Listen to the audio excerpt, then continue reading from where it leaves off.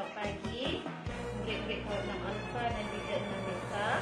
Bertemu kembali kita untuk tahun 2021 bersama Cikgu Gloria yang akan mengajar murid-murid semua mata pelajaran matematik. Okey, baik, jom kita belajar.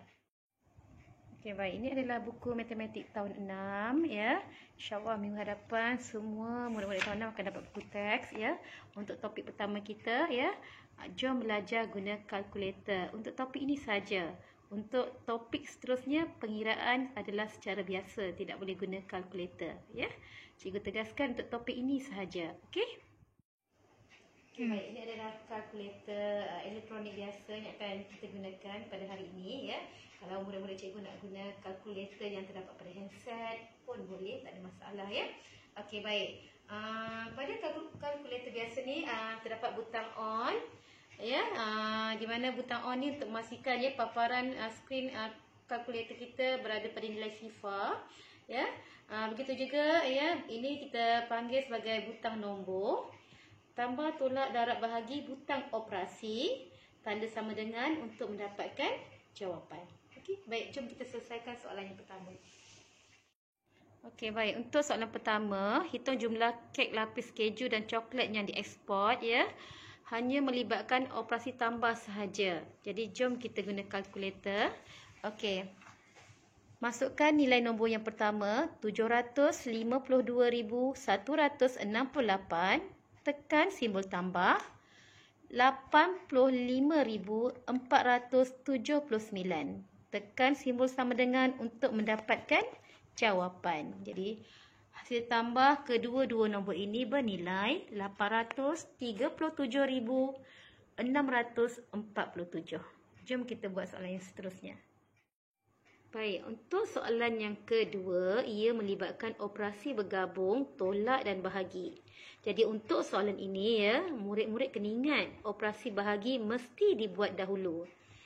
Jadi, pada kalkulator tekan nilai nombor 1740 bahagi 60. Tekan butang sama dengan dan hasil bahaginya bernilai 29. Tulis jawapan murid-murid dahulu. 29. Baik. Kemudian tekan pada kalkulator nilai nombor yang pertama 235,620 ditolakkan dengan hasil bahagi tadi bernilai 29. Okey. Jadi jawapan yang murid-murid akan dapat adalah 235,591. Baik, untuk soalan yang ketiga melibatkan operasi bergabung, tambah dan darab. Jadi untuk operasi bergabung, tambah dan darab, murid-murid perlu selesaikan operasi darab dahulu, kemudian tambah. Jadi pada kalkulator ya, murid-murid masukkan nilai 675. Tekan simbol darab, 14. Tekan simbol sama dengan dan hasil darab 675 darab 14 bernilai 9,450. Tekan butang on. Masukkan nilai nombor yang pertama 98,130 ditambahkan dengan hasil darab 9,450. Dan hasil jawapannya berjumlah 107,580. Baik, untuk soalan yang keempat ya, melibatkan operasi bahagi. Jadi murid-murid ambil kalkulator. Masukkan nilai 107,896 bahagi, tekan simbol bahagi 19. Tekan simbol sama dengan untuk mendapatkan jawapan. Dan murid-murid akan mendapat jawapan 5,678,736 dan seterusnya. Untuk soalan ini, murid-murid perlu ya bundarkan jawapan kepada satu tempat perpuluhan yang pertama dan yang kedua dua tempat perpuluhan. Kita tengok cara penyelesaiannya. Baik, untuk menyelesaikan soalan ini, bundarkan kepada satu tempat perpuluhan.